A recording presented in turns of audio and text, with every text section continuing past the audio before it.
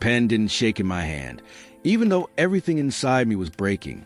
3 years of marriage had been reduced to whispered judgments from his parents and his quiet, willing agreement. You are a burden. That was what I heard him say to my sister, his voice steady, unapologetic. I had spent 1,000 nights in that cold mansion, smiling through backhanded compliments, pretending I didn't hear them call me the charity case when they thought I was out of earshot. He didn't defend us. He didn't correct them. He simply stood there, agreeing. While celebrating a success he never truly built alone. Welcome to another episode of our story. If you're new here, don't forget to like and subscribe to my YouTube channel so you don't miss the next episode. Let's continue. Part 1, Departure. The click of my heels echoed through the marble hallway of the Ashford estate. Each step a declaration of independence I'd forgotten how to make.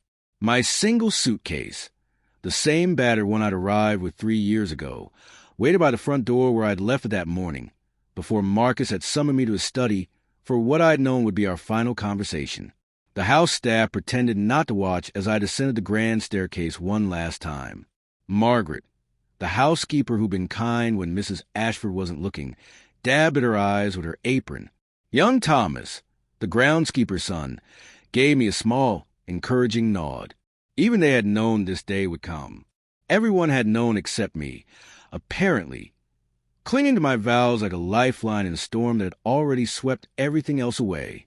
Mrs. Ashford, Margaret started, then stopped herself. Soon I wouldn't be Mrs. Ashford anymore. Miss Elena, I packed you some food for the journey. And she pressed a small envelope into my hand, glancing nervously toward the upper floors. It's not much, but all of us downstairs, we pulled together a bit. We know they didn't, that you don't. My throat tightened. The staff, who made minimum wage while the Ashford sat on billions, had scraped together money for me because they knew Marcus and his parents would turn me out with nothing but what I brought. Margaret, I can't.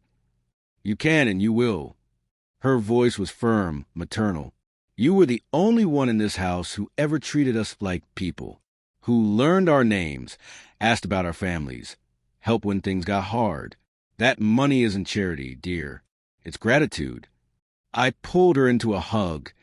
This woman who'd shown me more kindness in 3 years than my own mother-in-law had managed in a single day. Thank you, I whispered, for everything.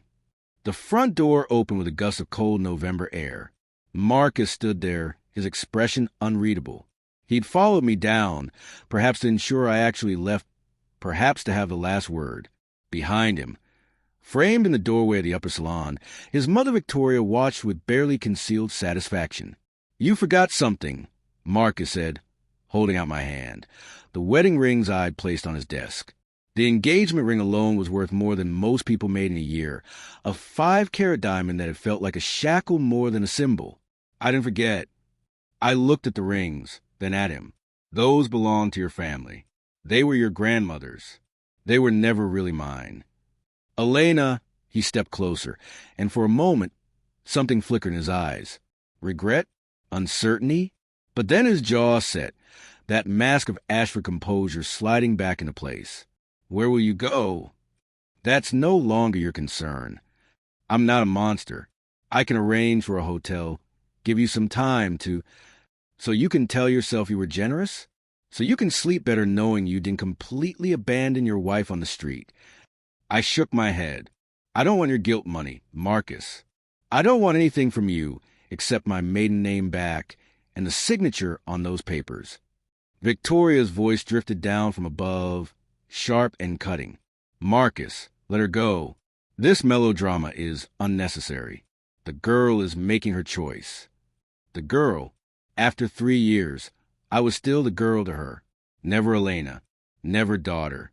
Just an unfortunate mistake her son had made that was finally being corrected.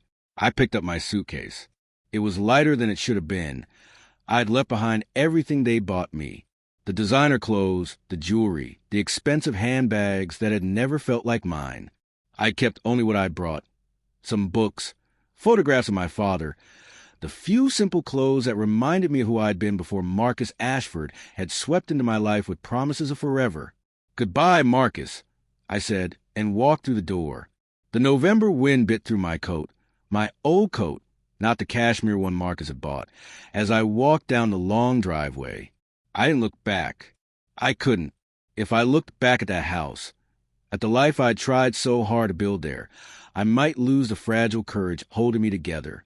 The iron gates closed behind me with a final, resonating clang. And then I was alone on the street with nothing but a suitcase, an envelope of money from people who could barely afford it, and the terrifying, exhilarating freedom of having nothing left to lose. Part 2. Rock bottom as a floor. The motel room smelled of industrial cleaner and other people's cigarettes. The bedspread was worn but clean, the bathroom tiny but functional. At $40 a night, it was all I could afford while I figured out what came next. Through the thin walls, I could hear a couple arguing, a baby crying, life happening in all its messy, unglamorous reality. I sat on the edge of the bed and opened Margaret's envelope. $347 in crumpled bills and coins. I added it to my own meager savings, the money I'd managed to keep in the personal account I'd never closed, despite Victoria's suggestions that married women should have joint accounts only. $812 total. That was what I had left after 3 years of marriage to a billionaire. My phone buzzed. A text from an unknown number.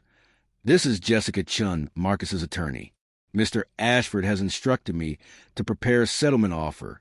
The family is willing to provide a one-time payment of $50,000 in exchange for a swift, quiet divorce and a signed NDA. Please respond within 48 hours. $50,000. To someone like Marcus, it was pocket change. To me, sitting in a $40 motel room, it was tempting. It was safety. It was time to breathe, to plan, to start over without the immediate panic of wondering where my next meal would come from. But it was also blood money. Shut up money. Sign this, take the cash, and never speak about how the Ashfords treat people they consider beneath them. Never mention how Victoria had criticized everything from my hair to my posture to the way I held a fork. Never talk about the loneliness of being married to a man who loved his family's approval more than he loved his wife. I deleted the message. Instead, I opened my laptop, an old, battered thing I'd had since college, and started searching. Jobs, apartments, any foothold back into the life I'd abandoned when I'd said, "I do." The problem was I'd given up everything for Marcus. My job as a social worker had seemed unnecessary when I was married to a billionaire. My tiny apartment had been abandoned when I moved into the Ashford estate. My friends had drifted away one by one, as Victoria made it clear I was expected to socialize within appropriate circles, which meant her friends' daughters and the wives of Marcus's business associates, women who'd smiled in my face and whispered about my background when they thought I couldn't hear. I'd made myself small, compact, convenient. I'd tried to fit into a world that had never wanted me. Now I had to remember how to be big again, how to take up space, how to matter. My phone buzzed again. This time it was a number I recognized. Sarah Mitchell, my old supervisor from the community center, where I'd worked before the wedding. "Elena, is this still your number?" I heard through the grapevine that things with you and the Ashford family aren't working out. If you need anything, please call me. We miss you. I stare at the message until my eyes blur with tears. I've been holding back since I'd walked out of that mansion. Someone remembered me. Someone from my old life still knew my name, still thought about me, still considered me worth missing. I called her. "Sarah, it's Elena. I need help." Part 3. Rebuilding. Sarah Mitchell had always been exactly what a social worker should be: practical, compassionate, and utterly unwilling to accept bullshit. When I showed up at her small but tidy apartment in Queens the next morning, she took one look at me and pulled me into a hug that broke something open inside my chest. "You look like hell," she said, leading me inside. "I feel like hell." "Good. That means you're feeling something." She pushed a mug of coffee into my hands and sat across from me at her kitchen table. "Now, tell me everything, and don't leave out the parts you think will make you sound stupid. We've all been stupid for love at least once." So I told her about the whirlwind romance with Marcus, the charming billionaire who'd walked into the community center during a fundraiser and acted like I was the most fascinating person he'd ever met, about how he pursued me with an intensity that felt like being the son's only focus, about the proposal after 6 months, the wedding his mother had planned without much input from me, the gradual realization that I'd married not just Marcus, but his entire family, his entire world, and that world had no room for who I actually was. I told her about the small cruelties that had accumulated like paper cuts until I was bleeding from 1,000 tiny wounds. The way Marcus had stopped defending me when his mother criticized. The separate bedrooms. The business dinners where I was expected to smile and look decorative but never contribute to the conversation. The growing certainty that I was an embarrassment, a mistake, someone to be tolerated until they figured out how to get rid of me without causing a scandal. And yesterday he finally said out loud, I finished, that I'm a burden, that he agrees with his parents. So I gave him what he wanted.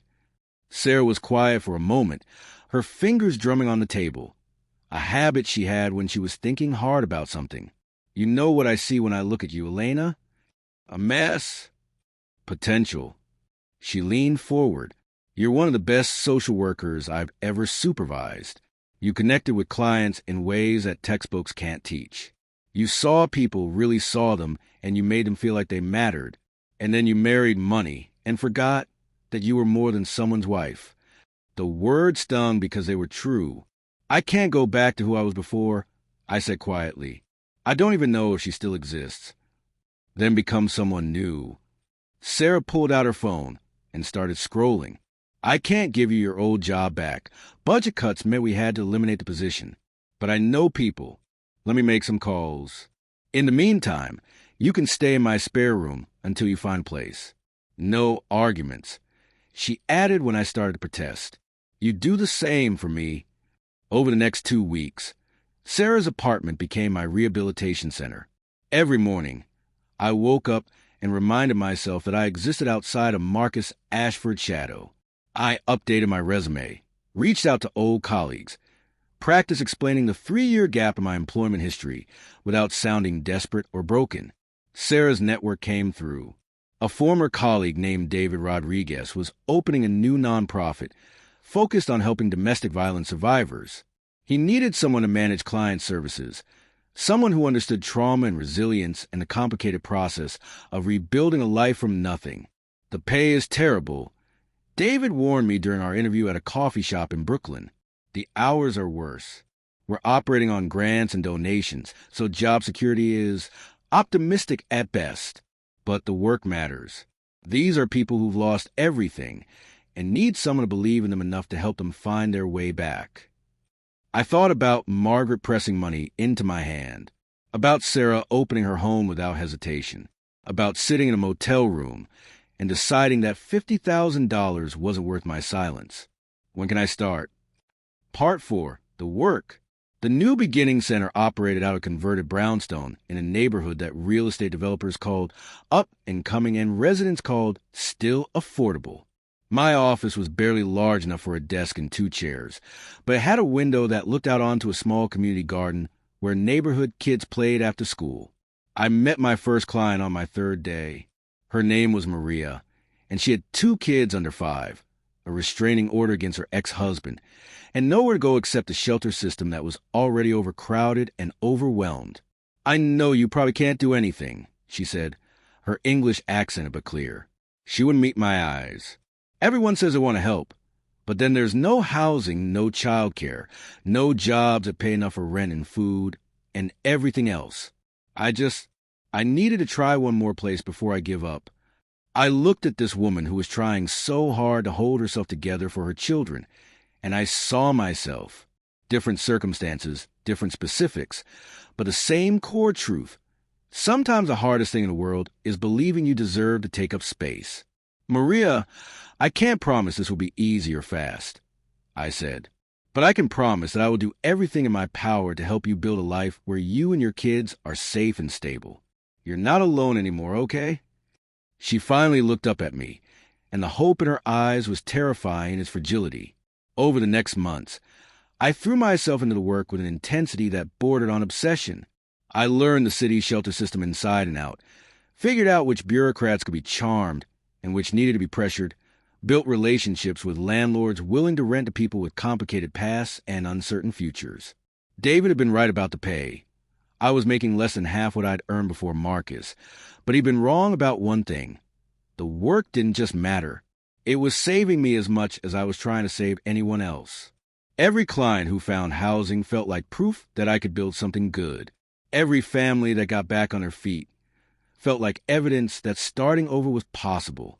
Every small victory was a middle finger to Victoria Ashford's assertion that I was worthless without her son's name and money. I moved out of Sarah's spare room into a studio apartment in Astoria. It was smaller than my walk-in closet had been at the Ashford estate, but it was mine. I furnished it from thrift stores and online marketplaces, painted the walls a warm yellow that made the space feel sunny even on gray days, and hung curtains I'd sewn myself.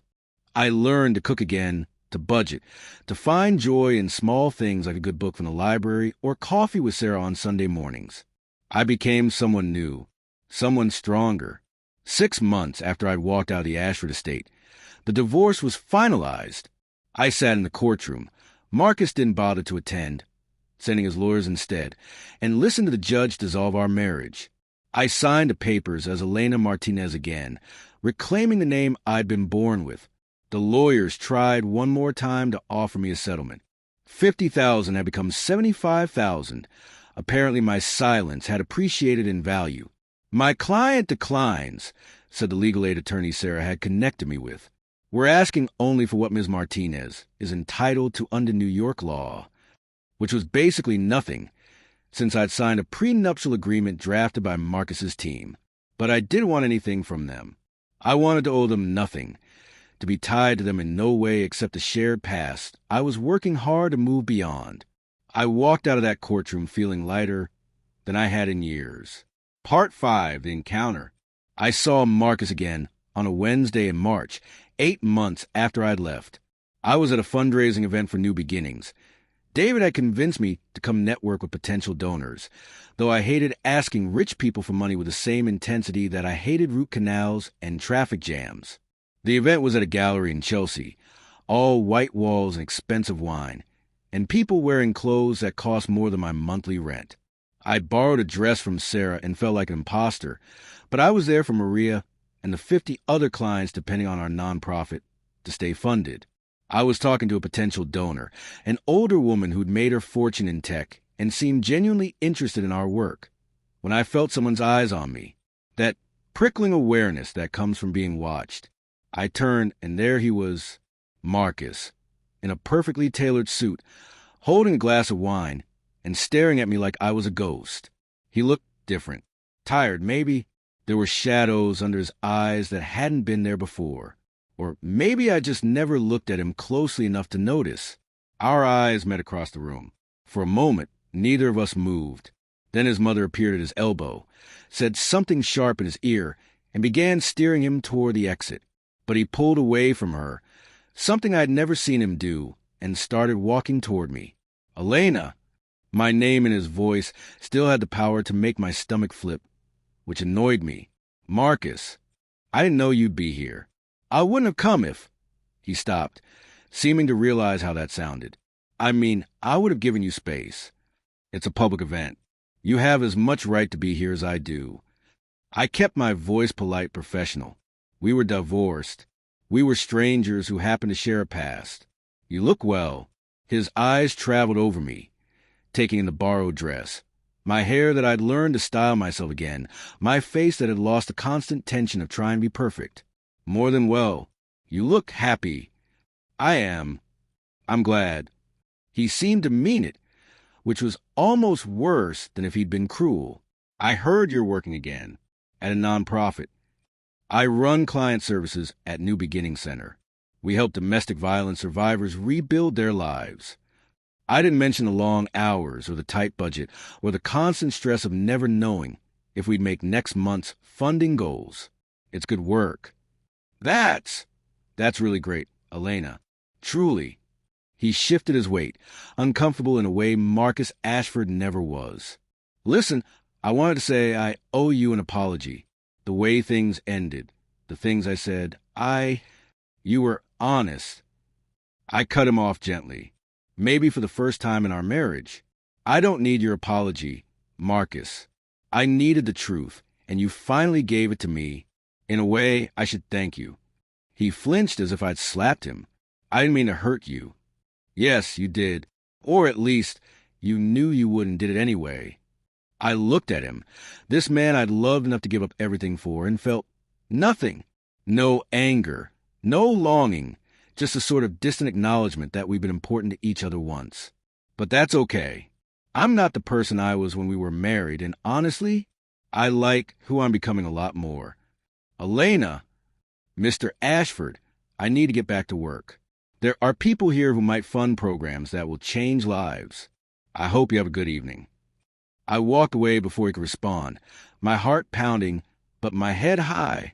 The woman I'd been talking to before was still waiting, thank God, and we resumed our conversation about the specific programming needs for children in our shelter. By the time I glanced back, Marcus was gone.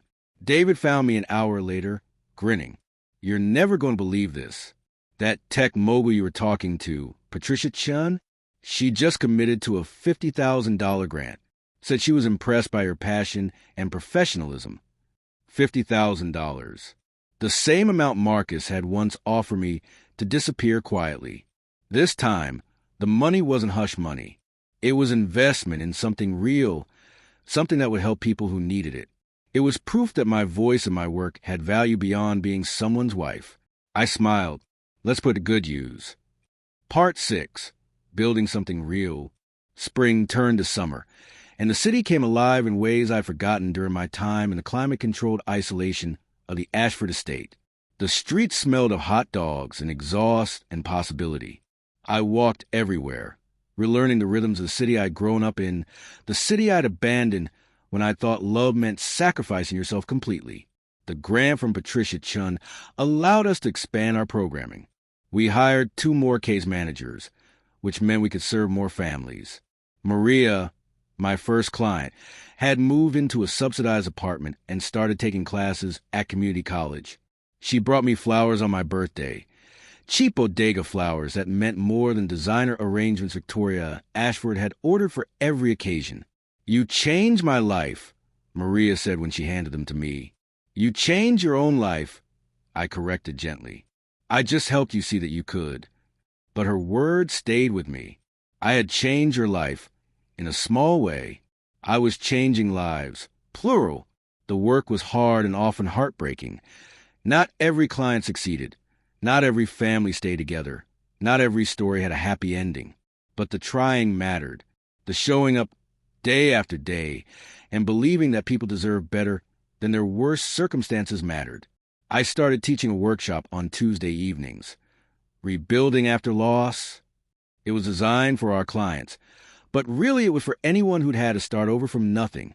We talked about practical things like budgeting and job searching, but also about the emotional work of forgiving yourself for not being perfect, for making mistakes, for trusting the wrong people. I thought about Marcus sometimes, but less and less as the months went by. He became a character in a story about someone I used to be, less real than the people I encountered every day who were fighting like hell to build better lives. In July, David called me into his office with an expression I couldn't read. We got another grant, he said. A big one. Anonymous donor. But they specifically requested that the funds be used to create a new position. Director of Program Development.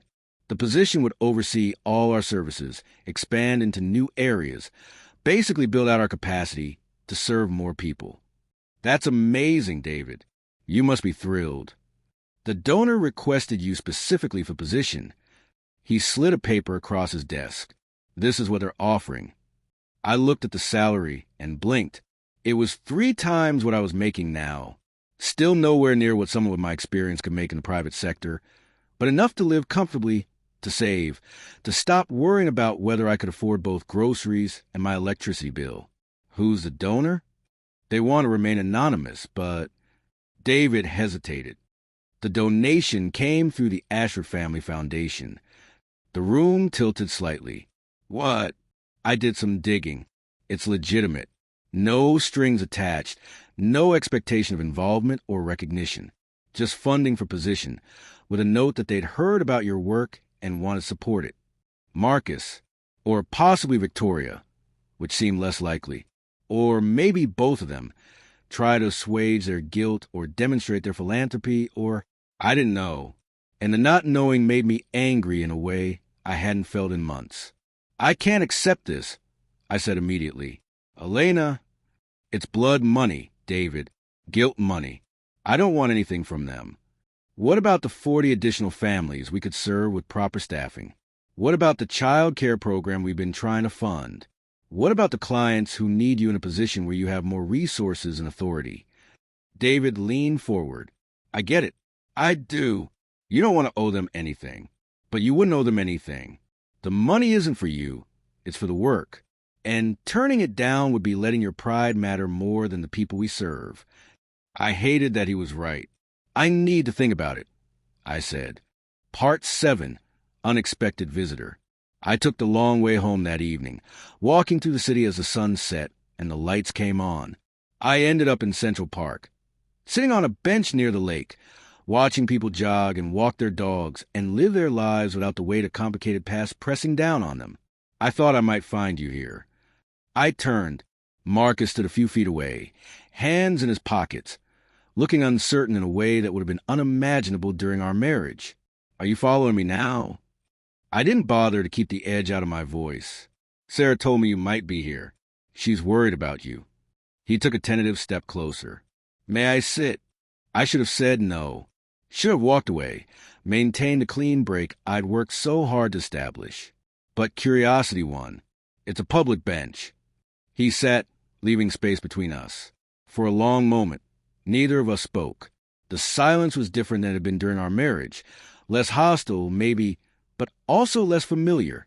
We were strangers now, trying to figure out how to be in each other's vicinity, without history crushing us both. The grant was my idea, he said finally.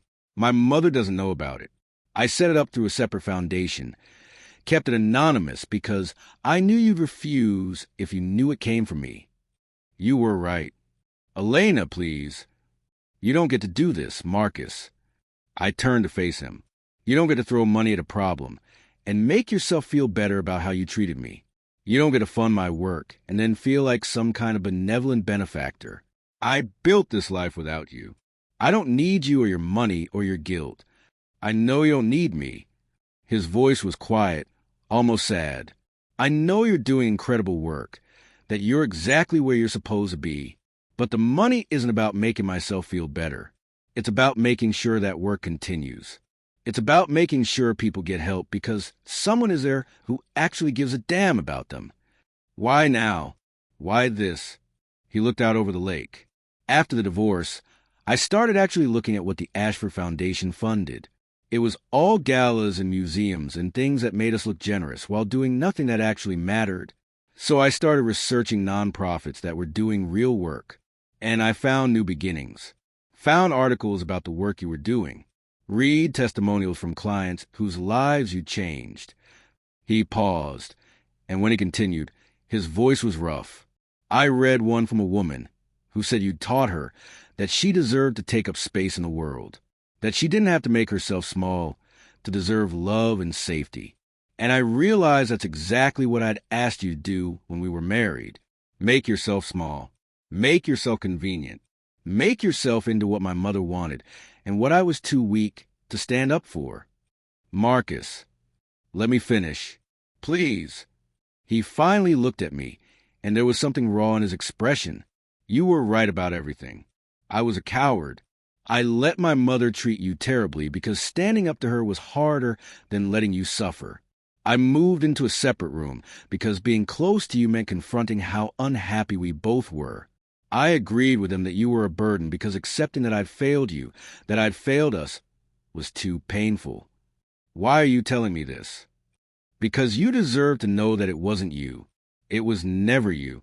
You were perfect exactly as you were, and I tried to change you into someone who could fit into a world that wasn't worth fitting into. He rubbed his face tiredly. I'm not asking for forgiveness. I'm not even asking for friendship. I just want you to know that the grant has nothing to do with you and me. It's about the work. And if you turn it down because of me, because of what I did, then I'm still hurting you. I'm still taking things away from you. And I've done enough of that. I sat with his words, turning them over like stones in my hand. Part of me wanted to stay angry, to hold on to that anger, because it was cleaner than forgiveness, simpler than accepting that people could grow and change and genuinely want to make amends. But I thought about Maria and the 50 other clients depending on our nonprofit. I thought about the families we could help with better funding, the programs we could expand, the lives we could change. I thought about David's words. Turning down the money would be letting my pride matter more than the people we served. Part 9. Full circle. 2 years after divorce, I got a call from an unknown number. I almost didn't answer. I'd gotten good at screening out spam and unwanted conversations. But something made me pick up. Elena, it's Patricia Chun. We met at that fundraiser a while back. Of course, Ms. Chun. Your grant was instrumental in our expansion. I can't thank you enough. Actually, I'm calling because I want to do more. I've been following your work, and I'm impressed by your approach. I'm putting together a new foundation focused on economic empowerment for abuse survivors, and I want you to head it. I nearly dropped my phone. I'm sorry, what? It would be a significant pay increase, obviously. You'd have a team, a real budget, the ability to scale your model nationally. I've seen what you've built with limited resources. Imagine what you could do with unlimited ones. Unlimited resources, national impact, the ability to help thousands of families instead of dozens. It was everything I dreamed about during those long nights at New Beginnings when we were scrambling to make payroll and deciding which programs to cut because we couldn't afford everything. I need to think about it, I said. Of course. But Elena, don't think too long. The world needs more people like you in positions where they can actually make a difference. After we hung up, I sat in my office, still small, still with the window overlooking the community garden, and tried to process what had just happened. This was the kind of opportunity that came along once in a lifetime, the kind that could redefine not just my career, but the entire landscape of survivor services. But it would mean leaving New Beginnings, leaving David and Jennifer and Marcus, the staff member Marcus, not the ex-husband Marcus, leaving the clients I'd built relationships with, the community I'd become part of. I called Sarah. Take it, she said immediately. Elena, this is what you've been building toward. You've proven you can run a successful program. Now prove you can change an entire system. But the clients here will be fine. You've built something sustainable. You've trained staff who share your vision, and you'll still be doing the same work, just on a bigger scale. She paused. Besides, when was the last time you let yourself want something big? When was the last time you believed you deserved something amazing? She had a point. I spent a week thinking, talking to David, talking to the board, talking to clients. Everyone said the same thing. This was an opportunity I'd be crazy to pass up. The day I decided to accept, I took a walk to the neighborhood, past the bodega where I bought my morning coffee, past the school where Maria's kids went, past the park where Part 10, New Beginnings again. The press conference announcing the new foundation, officially called the Resilience Initiative, was held at a hotel in Midtown. I wore a suit I'd bought myself, stood at a podium surrounded by flowers and cameras, and talked about my vision for comprehensive support services for survivors of domestic violence. The questions from reporters were mostly about the work, but inevitably someone asked about my personal background. It's true that I was married to Marcus Ashford. I said evenly. It's also true that I'm a social worker, a program director, and soon will be the head of a foundation dedicated to helping survivors rebuild their lives. My past marriage is one fact about me. It's not the only fact, and it's not the most important one. That quote ended up being a headline in several articles. Sarah texted me, "Look at you, setting boundaries with the entire media. I'm so proud." The Ashford name came up again when, 3 months into my new role, I received an invitation to speak at a philanthropy conference. The keynote speaker? Marcus Ashford, apparently newly committed to ethical giving and social impact investing. I could have declined. Probably should have. But I'd learned something important over the past 2 years. Running from uncomfortable things didn't make them less real. It just gave them more power. So I went. Marcus's keynote was actually good. A surprisingly honest discussion about the responsibility of wealth and the importance of funding work that created systemic change rather than just good PR. He talked about the need for philanthropists to listen to communities they claim to want to help, to seek control and trust expertise. He didn't mention me, but I wondered if he was thinking about our marriage, about how he'd try to control every aspect of my life, because listening to what I actually want had been too difficult. After his speech, I stood in line with everyone else who wanted to talk to him. When my turn came, his eyes widened. "Elena, I didn't know you'd be here. I'm speaking on the Survivor Services panel tomorrow. Congratulations on the speech. It was good." "Thank you." He glanced around at the people waiting behind me. "Do you have time for coffee? I'd love to hear about your new role." I should have said no. Should have kept the boundaries clear and clean. But I was curious about this version of Marcus, the one who gave speeches about ethical wealth and seemed genuinely committed to using his privilege for something beyond self-aggrandizement. 30 minutes. I said, "There's a cafe around the corner." Part 11, Coffee Enclosure. The cafe was unremarkable. The kind of place that serves overpriced lattes to conference attendees and office workers on their lunch breaks. We sat by the window, watching people hurry past on the street outside, and for a moment neither of us knew what to say. "You look happy," Marcus said finally. "Really happy, not just going through the motions." "I am. The new role is challenging but good. I'm building something that could help thousands of people. It's everything I didn't know I wanted. I read about the Resilience Initiative. It's impressive, Elena. You're doing incredible work." "Thank you." I sipped my coffee, black, the way I'd learned to drink it when I couldn't afford fancy additions. "Your speech was good, too. When did you become so interested in ethical philanthropy?" He laughed, but it wasn't entirely happy. "After the divorce, I had a lot of time to think about what kind of person I wanted to be, and I realized I didn't like the answer. I'd become exactly what my family expected, concerned with appearances and legacy, and making sure the Ashford name was on the right buildings. But I'd never asked if any of it actually mattered. And you decided it didn't?" "I decided it mattered less than I'd been taught. My mother was furious when I started redirecting foundation funding toward actual social programs instead of galas and museum wings. We had a massive fight about it. Still aren't really speaking, actually. I tried to imagine Marcus standing up to Victoria and couldn't quite picture it. I'm sorry. I'm not. I should have stood up to her years ago. Should have stood up for you." He met my eyes. "I've been in therapy. A lot of therapy. Talking about family dynamics and fear of disapproval. And all the ways I let the people I was supposed to love down because I was too afraid to disappoint people who'd never approve of me anyway. That sounds hard. It's been excruciating, but necessary." He paused. "My therapist says I need to take responsibility for the harm I caused without making it about seeking forgiveness. That I need to accept that some things can't be fixed, only learned from. So I'm not asking you to forgive me, Elena. I'm just telling you that I see it now. How badly I failed you. How much courage it took for you to leave. How much stronger you've always been than I gave you credit for." I sat with his words.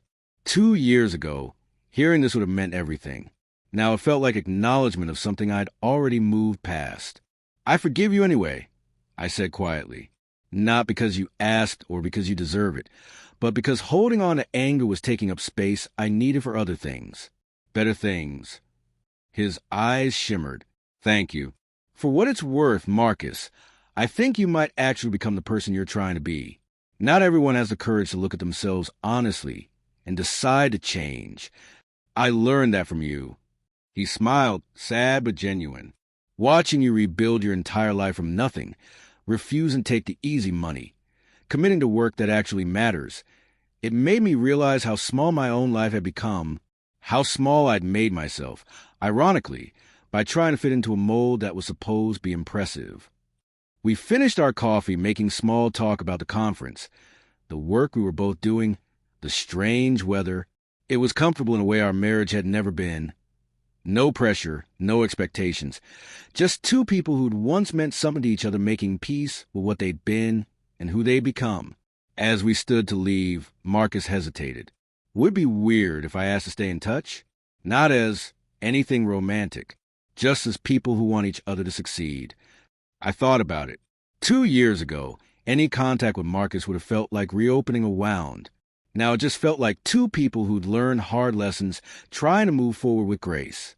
Email only, I said, and only about work.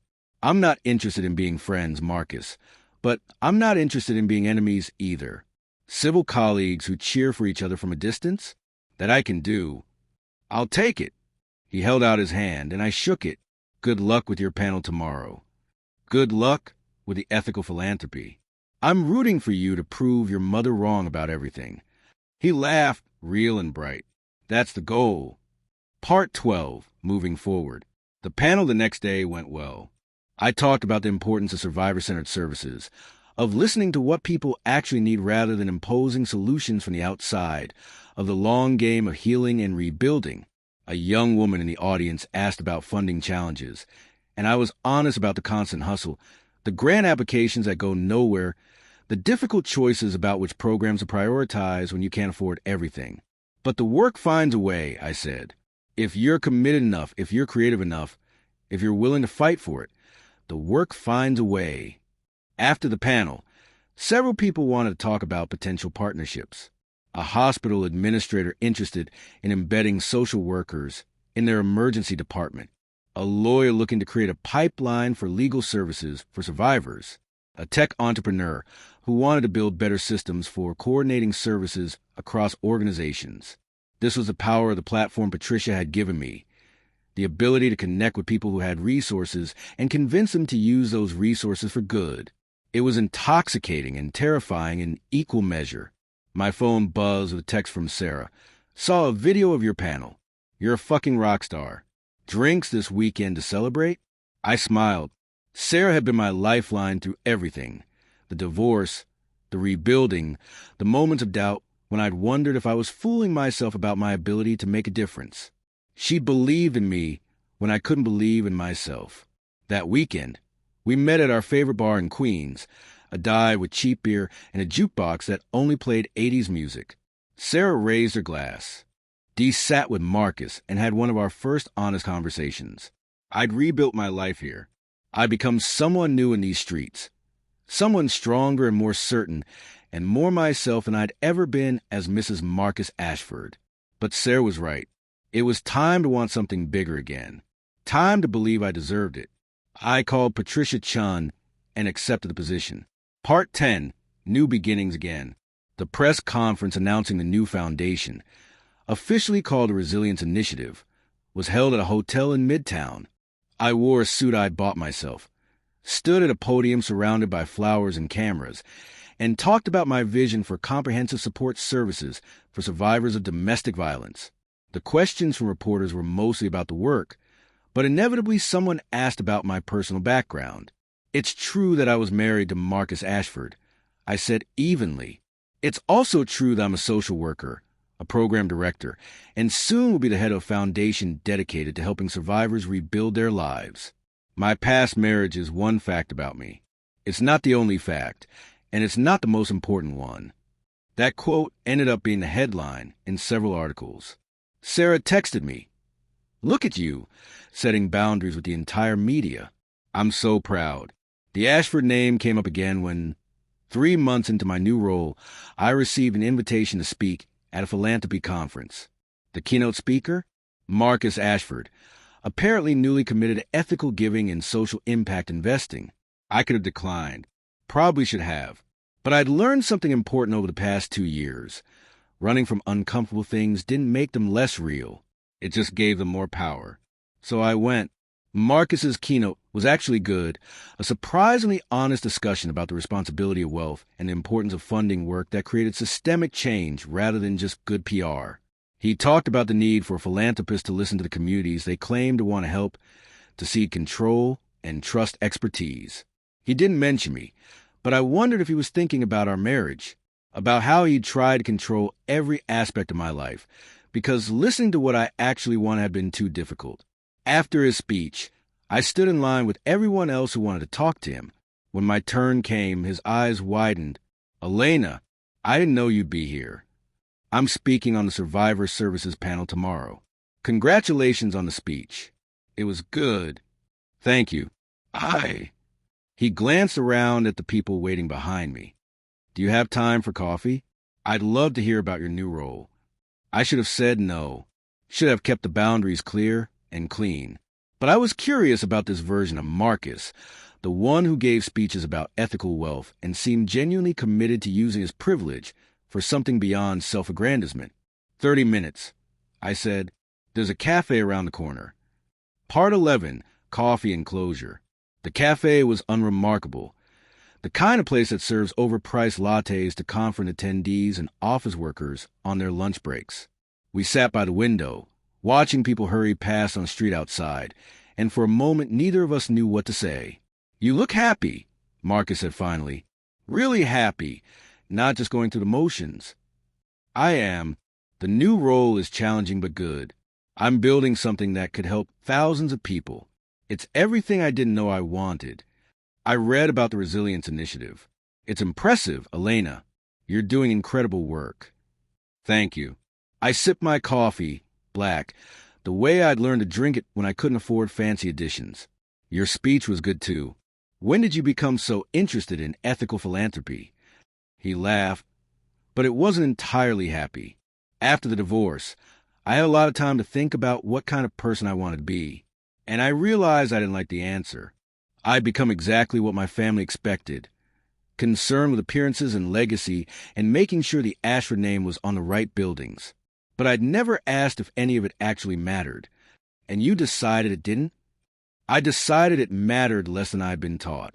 My mother was furious when I started redirecting foundation funding toward actual social programs instead of galas and museum wings.